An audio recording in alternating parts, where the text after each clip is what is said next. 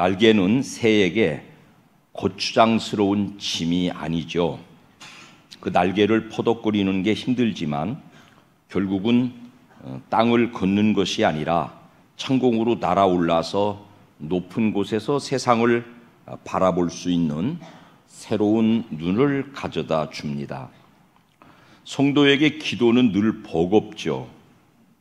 땅에 발 딛고 사는 동안에는 육신을 가지고 있으니까, 심지어 주님께도 사람의 몸을 입고 계시는 동안에는 기도가 어렵고 팍팍하셨습니다. 육신을 입으신 주님이 겟세마네에서 보여주신 기도로 날개를 다시고 십자가를 지고 승천하셔서 우리의 소망이 되셨습니다. 기도의 날개를 퍼덕거리는 것은 만만치 않게 힘든 일이지만 그 일을 지속하다 보면 어느 순간 내 힘으로는 할 수 없는 새로운 차원의 눈이 열리고 내 힘으로는 갈 수 없는 새로운 공간으로도 날아오르게 되는 것입니다. 땅에서 보는 눈이 아닌 창공에서 세상을 보는 새로운 시각을 갖습니다. 사랑하는 복된 가족 여러분 모두가 기도의 힘찬 날갯짓으로 하나님의 세계로 날아오르시기를 주님의 이름으로 축원합니다. 오늘 읽은 성경 안에 주님은 절체절명의 전투를 준비하십니다. 인류 구원을 위한 마지막 전투를 치르실 예정이에요. 본문 읽어볼까요? 39절 시작. 기도하여 이르시되 내 아버지여 만일 할만하시거든 이 잔을 내게서 지나가게 하옵소서. 그러나 나의 원대로 마시옵고 아버지의 원대로 하옵소서. 여러분, 예수님께서 세상을 정복할 여러 방안들이 있었어요. 40일을 굶주리고 기도하신 후에 찾아온 어둠의 세력은 그 기가 막힌 방안들을 제시해 주었죠. 돌 가지고 떡대기에서 먹어봐. 어리면 사람들이 다 먹는 문제 가지고 호덕이는 세상에 이 늘려있는 돌덩어리로 떡 만들어주면 다 당신의 추종자가 되지 않겠어? 높은 데 가서 한번 뛰어내려봐. 다치지 않고 죽지 않으면 사람들이 당신의 그 신비한 능력 때문에 전부 당신을 따르지 않겠어? 온 세상을 한번 내려다보셔. 나한테 사람들도 안 보는데 그냥 절 한번 하시면 이거 내가 통째로 드릴게. 여러분, 힘들이지 않고 세상을 소유하거나 구원할 수 있는 기가 막힌 방안들을 제안해 주었어요. 근데 그것은 사람의 생각이고 어두움의 영의 생각이고 하나님의 뜻이 무엇인지를 집중해 물었다니까요. 그 결과 하나님의 뜻을 따라서 십자가를 져야 되는 수순을 밟아 들어가려니까 육신의 고통뿐 아니라 모멸감, 하나님 아버지로부터 잠시지만은 분리되는 흑암의 고통, 육신을 가지신 예수님께 그대로 있었습니다. 그래서 그 험난한 전투 앞에 주님은 깊은 기도에 무릎을 꿇으셨고요. 12 제자 모두가 아니라 그중 베드로, 야고보, 요한 세 사람 따로 구별해서 그 간절한 기도의 자리에 초청하셨습니다. 그때의 정황을 히브리서 기자는 이렇게 표현해요. 시작. 그는 육체에 계실 때에 자기를 죽음에서 능히 구원하실 이에게 심한 통곡과 눈물로 간구와 소원을 올렸고 그의 경건하심으로 말미암아 들으심을 얻었느니라. 육신의 고통을 좀 지나갈 방안이 없을까요? 응답은 없어요. 근데 하나님이 그 기도를 듣기는 하셨다는 거예요. 근데 내가 원하는 것이 하나님의 뜻이 아니라는 사실을 분별했고요. 여러분, 인생의 승리는 뭐냐면 내 뜻대로 내 생각대로 살아가는 것이 아니라 나를 향하신 내 일평생에 하나님의 뜻이 무엇인지를 구별하는 거예요.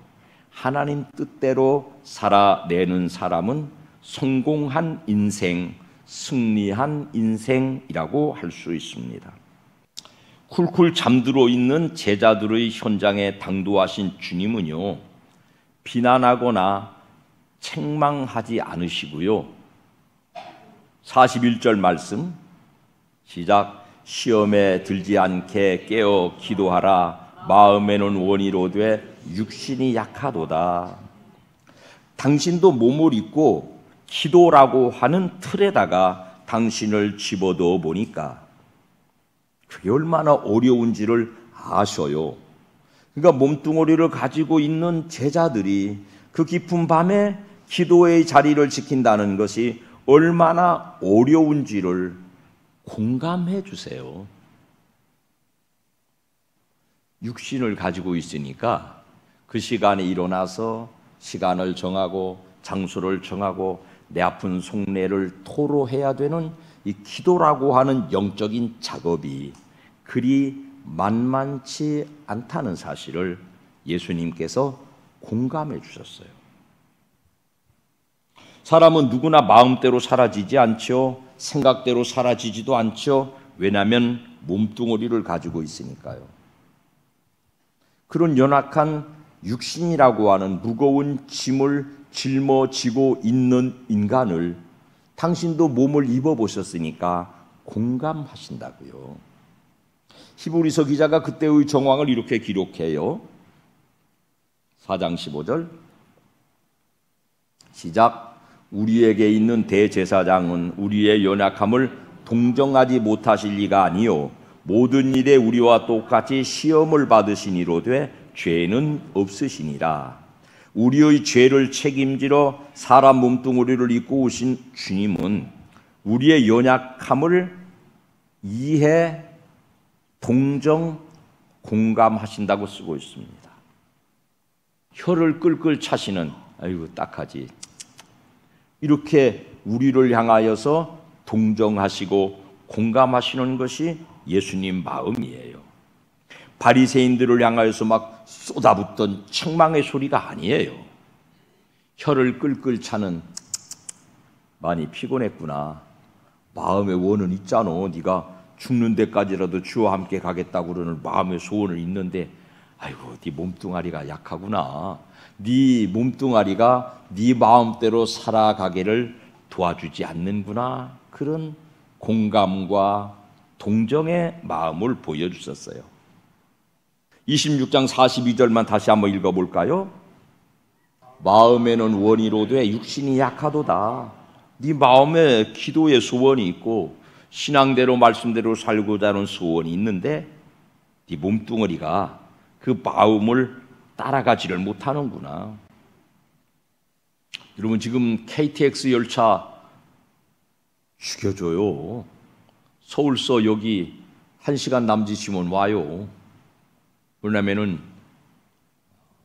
기관차가 강력하니까요.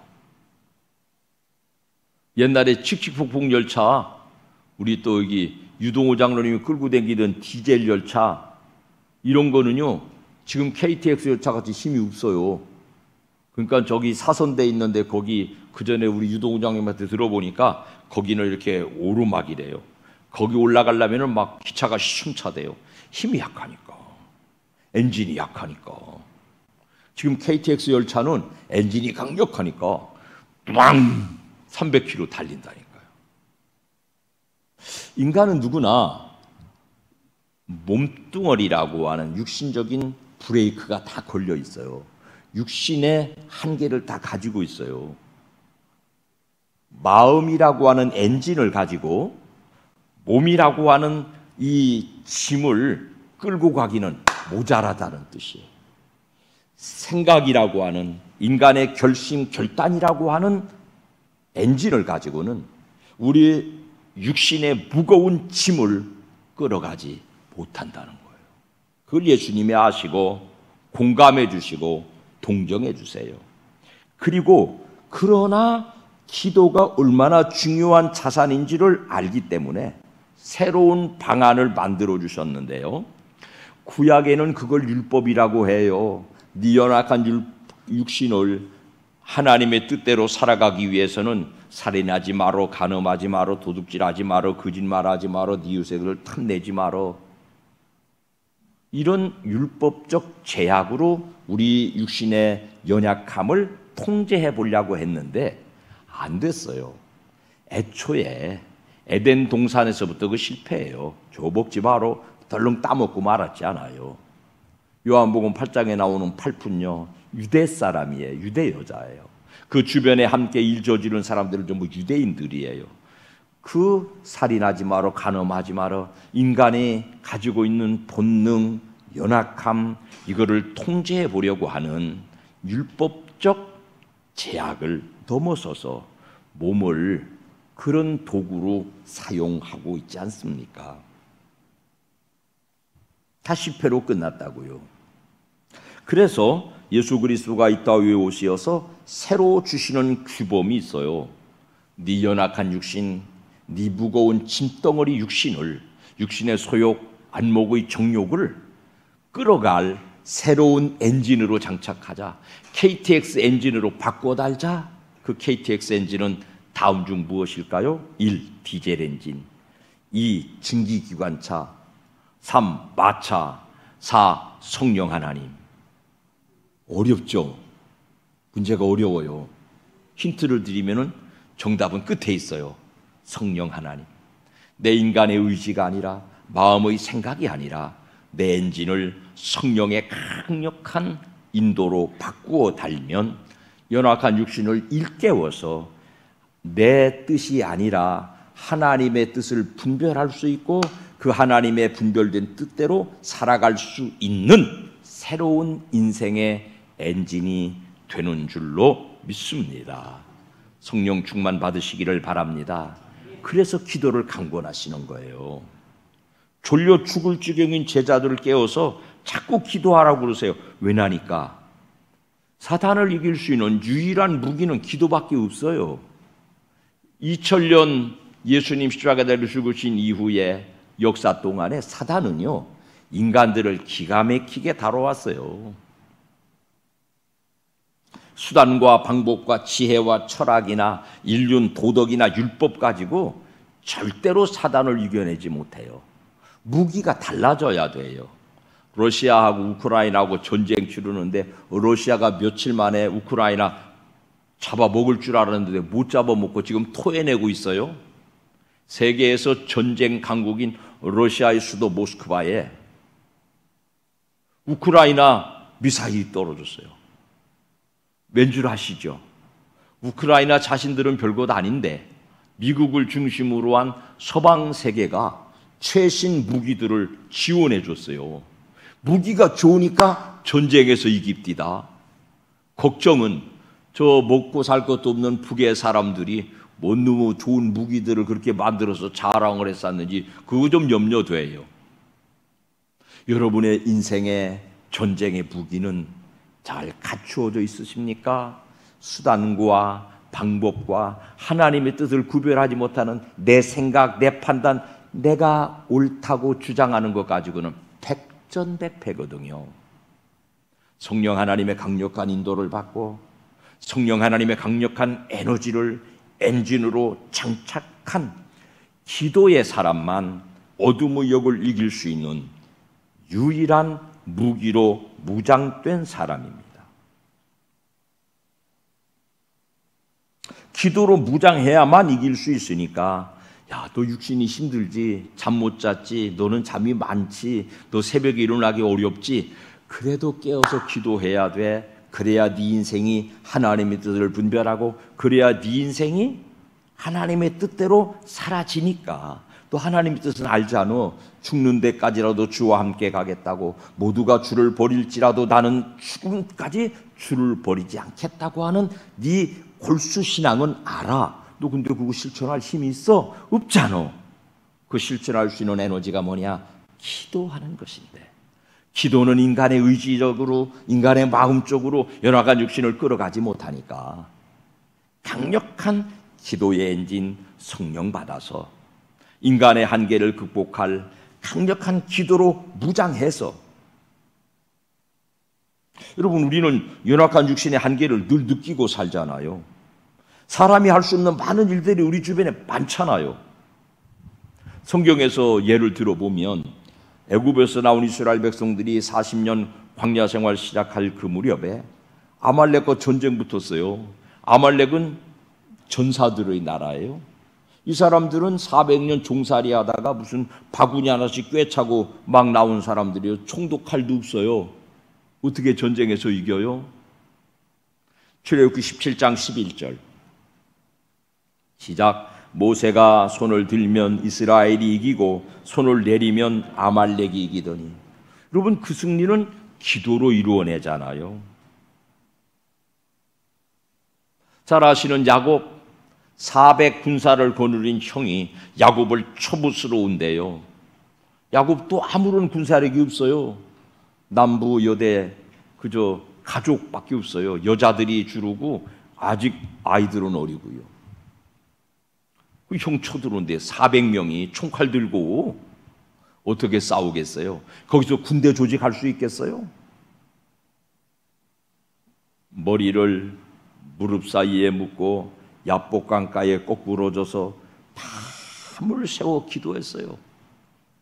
그랬더니 그 형이 적으로 다가오다가 우군으로 아군으로 받아들여 주는 고향의 형님으로 변화되고 있습니다.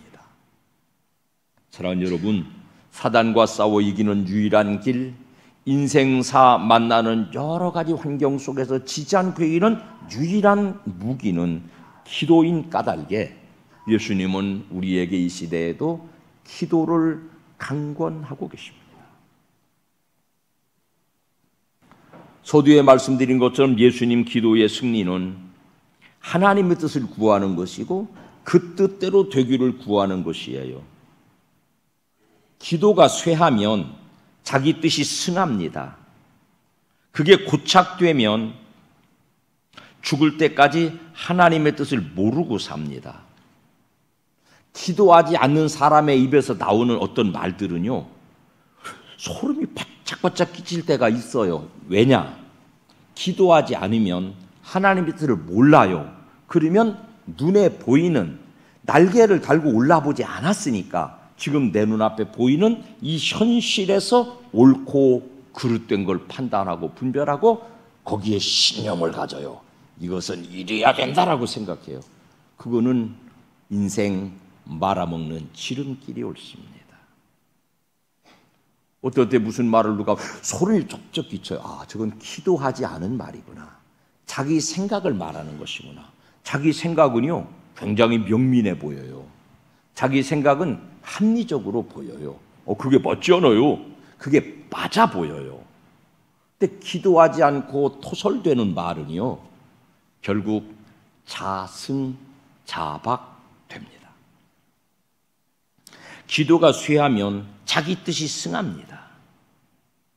주님의 십자가 길은 우매한 길이잖아요. 어리석은 길이잖아요. 얼마나 합리적이고 더 좋은 길이 많았어요. 죽지 않아도 되는 길이 얼마나 많이 제시됐어요. 그렇게 따라가지 않으셨어요. 기도해서 얻은 하나님의 뜻을 물은 길이거든요. 내 생각으로 만들어낸 길이 아니거든요. 기도하는 사람들은 백인일색 됩니다. 100사람이 모여도 한 가지 색깔로 나타납니다. 기도하지 않는 사람은 백인백색 됩니다. 부디 복된 가정 여러분, 기도로 하나님의 뜻을 분별하는 승리의 생애가 되시기를 주님 이름으로 축원합니다. 내 뜻 가지고 함부로 내지르다가 인생을 그르치지 않으시기를 주님의 이름으로 축원합니다.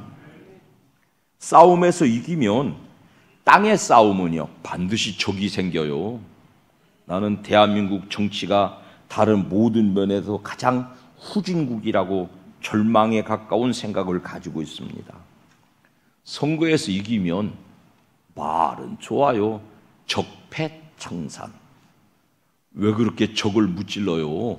뒤집혀지면 지들도 당할 것을. 선거에서 이긴 것은 반드시 적이 남아요. 전쟁에서 싸워 이긴 것도 반드시 적이 남아요. 언쟁, 사람끼리 논쟁에서 싸워 이기고 저도 반드시 적이 남아요. 여러분, 부끄러운 얘기, 교회가 사람 얼마나 많이 잡아 죽였는지 아세요? 중세 때만이 아니고요. 근대사에서도 종교개혁 시절에 칼빈 같은 사람들이 나하고 생각이 다른, 나하고 신앙 고백이 다른 성도들을 잡아 죽였어요. 수를 세아릴 수 없이 잡아 죽였어요. 이 싸움은 기도의 싸움이 아니었어요. 교리의 싸움이고 논리의 싸움이었어요. 나는 우리 복된 가족들의 신앙이 교리나 무슨 신앙 행위나 종교 행사에 갇혀 있지 않고 우리의 신앙은 오로지 예수 닮아가는 인격 갖춰가는 거예요. 예수라면 어떻게 했을 것인가? 예수께서 어떻게 사셨는가? 거기에 포커스를 맞추어서 예수 따라가셔야 돼요. 예수의 승리는요, 기도의 승리는요, 적이 남지를 않아요. 이기고 또 이기고 이기고 또 이기면 사단은 완전히 멸절되고, 이기고 또 이기고 이기고 또 이겨도 복음의 승리에는 적이 남지를 않습니다. 이긴 싸움에 아무런 후유증이 없습니다. 완전한 승리입니다. 후에 이 제자들 모두가 기도의 사람들로 멋진 사역자로 한평생을 마칩니다. 기도하는 일은 절대로 쉽지 않습니다. 자본주의 사회에서는 돈 가지면은 영혼을 구원하는 것 말고는 거의 다 해결합니다. 돈이 자본주의 사회를 살아가는 강력한 무기니까.